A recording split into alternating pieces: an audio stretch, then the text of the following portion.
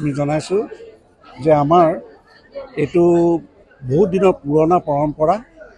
আমাৰ আজি এটা স্মৃতি দিৱস।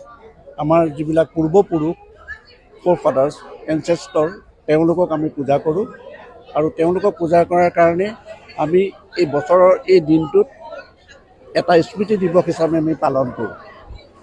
আৰু তাৰ কাৰণে আমাৰ এটা বিশ্বাস, জনবিশ্বাস যে আমাৰ টাই আহোমবিলাকৰ পিতৃপুৰুষ 14টা জনমলৈকে এই পৃথিৱীত ঘূৰি ফুৰে।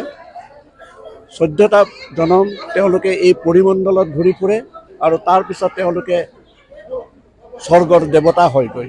ইয়াকে কয় মে দাম। দাম মানে হৈছে মৃতক, মে মানে হৈছে তৰ্পণ কৰা, আৰু দামৰ পৰা 14টা জনম থাকি তেওঁলোকে আকৌ ফিলৈ ৰূপান্তৰিত হয়।